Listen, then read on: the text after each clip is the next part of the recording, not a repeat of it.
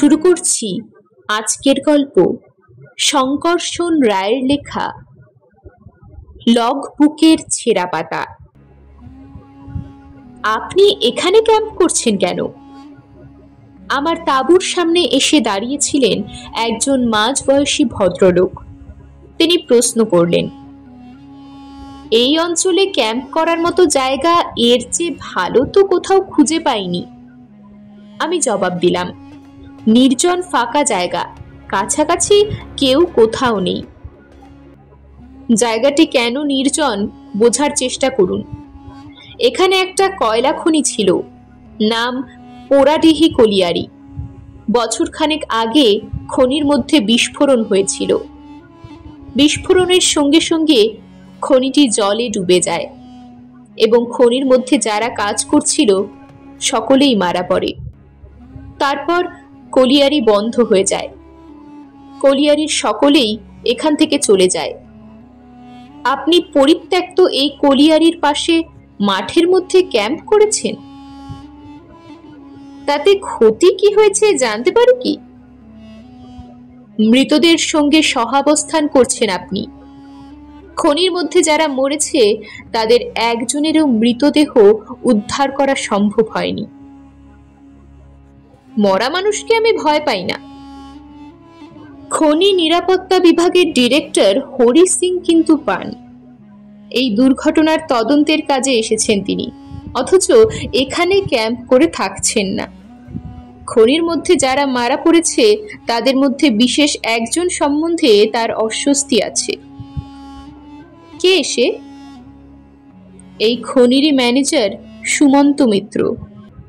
হরি সিং তার তদন্তের ফলে এই সিদ্ধান্তে এসেছেন যে খনির মধ্যে দুর্ঘটনার জন্য সেই দায়ী। খনির মধ্যে দাহ্য বিস্ফোরক মিথেন গ্যাস জমে আছে জেনেও নাকি সে খনিটাকে চালু রেখেছিল। হরি সিং তার রিপোর্টে এই কথা লিখেই কিন্তু ভয় পেতে শুরু করেছেন। তার আশঙ্কা সুমন্ত হয়তো বেরিয়ে এসে হরি সিং এর মতো একজন বিজ্ঞানী ভূতে ভয় পান। মৃদুমন্দ হাসতে হাসতে আমি বললাম, আমার সে ভয় নেই। হরি সিংকে গিয়ে বলুন ভূত থাকলেও তার কিছু করার ক্ষমতা আছে বলে মনে হয় না। কিন্তু সিংজি এ জাতীয় সিদ্ধান্তে এলেন কি করে জানতে ইচ্ছে করে। কারণ বিস্ফোরক গ্যাসে ভরা খনিতে জেনে শুনে কাজ চালানো তো সুমন্তবাবুর পক্ষে আত্মঘাতী হওয়ার শামিল। তার মানে কি এই যে সুমন্তবাবু আত্মঘাতী হতে চেয়েছিলেন? হয়তো তাই। প্রৌঢ় ভদ্রলোক গম্ভীর মুখে বললেন, শুনেছি টাকা পয়সার টানাটানি চলছিল তার। ক্ষতিপূরণ বাবদ স্ত্রীকে মোটা অঙ্কের টাকা পাইয়ে দিতে চেয়েছিলেন সুমন্ত। কিন্তু হরি সিং এর এই রিপোর্টের দরুন সুমন্তর স্ত্রী ক্ষতিপূরণ হিসেবে 1 পয়সাও পাবেন কিনা সন্দেহ। খুবই দুঃখের কথা। অবশ্যই, কিন্তু যাক সে কথা। চলুন গৌরাঙ্গীর ডাক বাংলোতে গিয়ে থাকবেন। না, আমি এখানেই থাকব।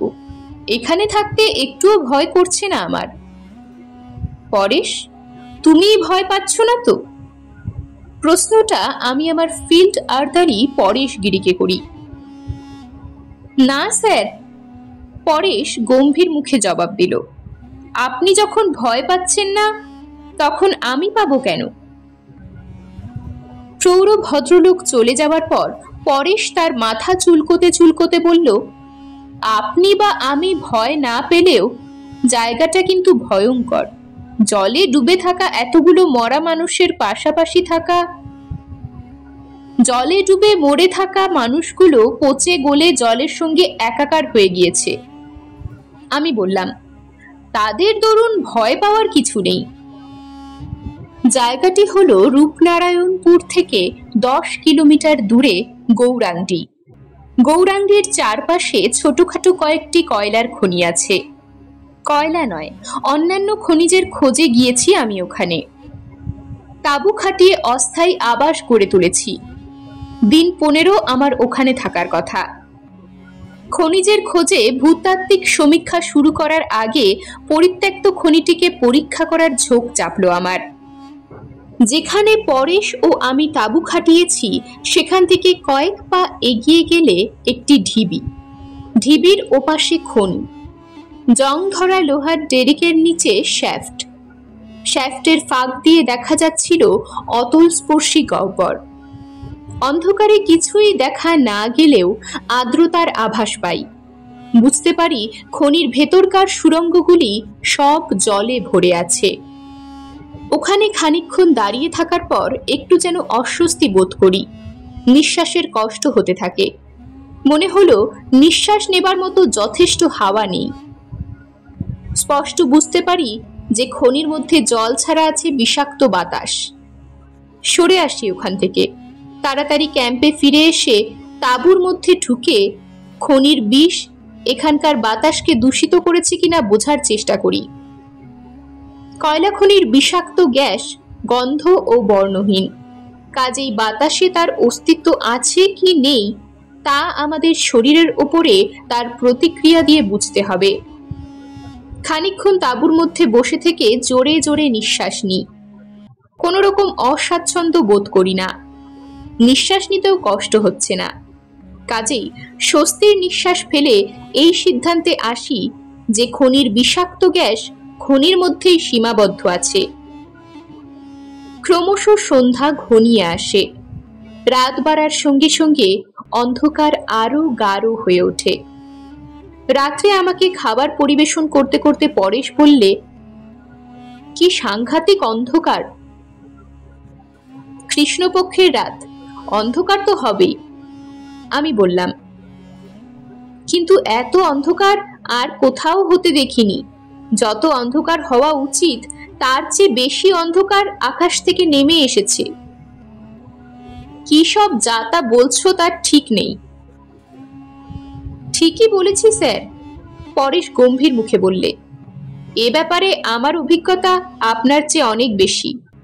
আজকের রাতটা বড় খারাপ।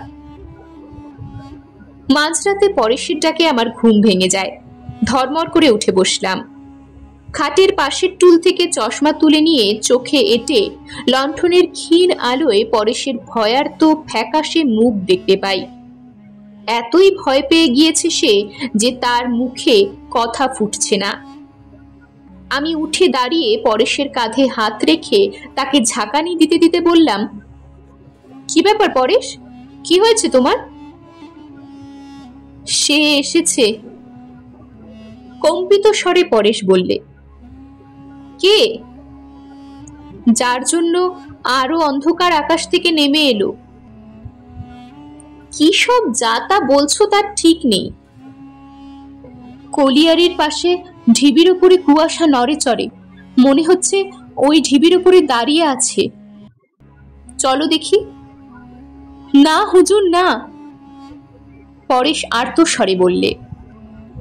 গায়ে চাদর জড়িয়ে আমি বেরিয়ে এলাম তাঁবু থেকে, পরেশের নিষেধে কর্ণপাত না করে।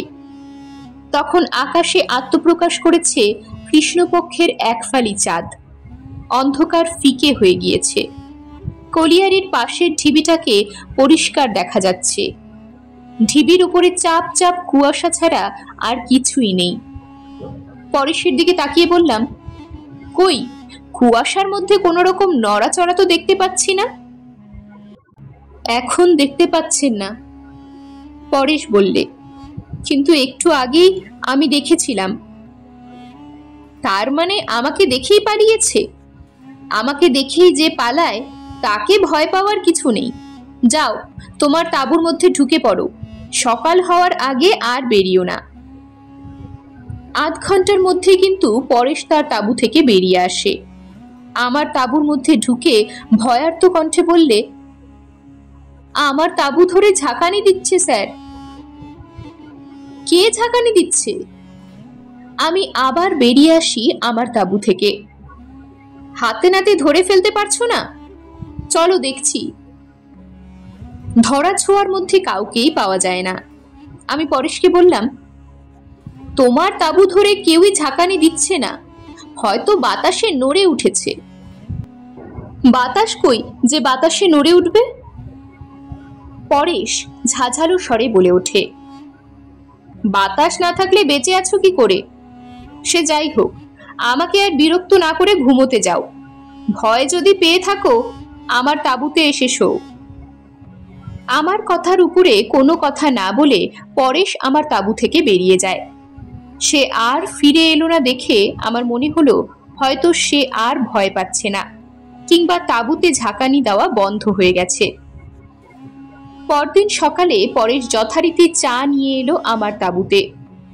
টুলের উপরে চায়ের কাপের সঙ্গে একটি খাম রাখলো, বন্ধ খাম। তার উপরে খনি নিরাপত্তা বিভাগের অধিকর্তা হরি সিং এর নাম লেখা আছে। কে দিয়ে গেল এটা? আমি প্রশ্ন করি। রাতে যে এসেছিল সে। পরেশ গম্ভীর মুখে জবাব দিল। আমার তাঁবুতে অনেকক্ষণ ধরে ঝাঁকানি দেওয়ার পর ঢুকে পড়েছিল তাঁবুর মধ্যে। কে এসে? দেখেছো তুমি তাকে? না, পা থেকে মাথা পর্যন্ত কম্বল মুড়ি দিয়ে শুয়েছিলাম। কম্বল সরিয়ে দেখার সাহস হয়নি আমার। ঘর থেকে সে বেরিয়ে যাওয়ার পর আমার ক্যাম্প খাটের পাশে টুলের ওপর এই চিঠিটা পড়ে থাকতে দেখলাম। খনি নিরাপত্তা বিভাগের অধিকর্তাকে গৌরাঙ্গীর সরকারি বিশ্রাম গৃহে পেয়ে গেলাম। পোড়াডিহি কলিয়ারির দুর্ঘটনার তদন্ত শেষ করে তিনি তখন ধানবাদে ফিরে যাওয়ার জন্য তৈরি হচ্ছেন। চিঠিটা পড়ে তিনি উত্তেজিত হয়ে ওঠেন। তদন্তের কাজ আবার নতুন করে শুরু করতে হবে। কিন্তু এতদিন কোথায় ছিল এই কাগজটা? তা তো জানি না। আজই আমার ফিল্ড আর্দালি পরেশ দিল এটা আমাকে। কিন্তু কি আছে ওতে? পোড়াডিহি কলিয়ারির ম্যানেজার সুমন্ত মিত্রের বিবৃতি। দুর্ঘটনার ঠিক পূর্ব মুহূর্তে লিখেছেন তিনি। আসলে এটা কলিয়ারির লগ বুকের ছেঁড়া পাতা। কি লিখেছেন তিনি? এই দেখুন। সুমন্ত মিত্র লিখেছেন, কয়লার স্তরের মধ্যে প্রচ্ছন্ন ছিল একটা গ্যাস পকেট। হঠাৎ তার মধ্যে থেকে মিথেন গ্যাস বেরিয়ে আসতে শুরু করেছে। এই গ্যাস পকেটের অস্তিত্ব সম্বন্ধে আমি কিছুই জানতাম না। আমার জানার কথাও নয়, কারণ গ্যাস বেরিয়ে আসা শুরু না হওয়া পর্যন্ত সে যে আছে তা বোঝার উপায় নেই। ঠিক এখনই ব্লাস্টিং শুরু হবে। শর্ট ফায়ারার তার কাজ শুরু করে দিয়েছে। তাকে আটকাতে পারবো না। এখান থেকে আমি চিৎকার করলেও সে শুনতে পাবে না। কাজেই সর্বনাশ আসন্ন। এরপর আর কিছু লিখতে পারেননি সুমন্ত মিত্র। নিচে অনেক কষ্টে নিজের নাম স্বাক্ষর করেছেন। খনি নিরাপত্তা বিভাগের অধিকর্তা হরি সিং বললেন, সুমন্ত যা লিখেছেন তা যদি সত্য হয়, খনির মধ্যে আগে কখনো গ্যাস ছিল না। বিস্ফোরণের মুহূর্তেই কয়লার স্তরে লুকোনো গ্যাস পকেট থেকে মিথেন গ্যাস বেরিয়ে এসেছিল। অতএব খনির এই দুর্ঘটনার জন্য সুমন্ত মিত্র দায়ী নন। খনির লগবুকের ওই ছেঁড়া পাতার ভিত্তিতে নতুন করে তদন্ত হলো এবং সুমন্ত মিত্র অব্যাহতি পেল খনি দুর্ঘটনার দায়িত্ব থেকে। এতে খুশি হলেন সুমন্তর হিতৈষী বন্ধুরা, কারণ এই দুর্ঘটনার ব্যাপারে সুমন্ত নির্দোষ প্রমাণিত হওয়াতে সুমন্তর স্ত্রীর জন্য ক্ষতিপূরণের টাকা আদায় করে নিতে অসুবিধে হবে না। লগবুকের ছেঁড়া পাতাটিকে জলে ডোবা খনি থেকে কে তুলে নিয়ে এসে পরেশকে দিল, এই প্রশ্নের কোনো সন্তোষজনক জবাব অবশ্য হরি সিং পেলেন না। পরেশ তাকে চোখে দেখেনি। কলিয়ারির পাশের ঢিবির ওপরে যখন সে দাঁড়িয়েছিল তখন কুয়াশার সঙ্গে মিলেমিশে একাকার হয়েছিল সে। পরে যখন পরেশের তাঁবুর মধ্যে ঢুকেছিল তখন তার দিকে তাকাবার সাহস হয়নি পরেশের। তবে সে ঢুকতেই তাঁবুর ভেতরকার বাতাস নাকি স্যাঁতস্যাঁতে হয়ে উঠেছিল। পরেশের ধারণা সে জলের মধ্য থেকে উঠে এসেছিল। এরকমই আরো সব গল্প পেতে চ্যানেলটিকে সাবস্ক্রাইব করে দেবেন। আর গল্পটি যদি ভালো লেগে থাকে তাহলে লাইক, শেয়ার আর কমেন্ট করে দেবেন।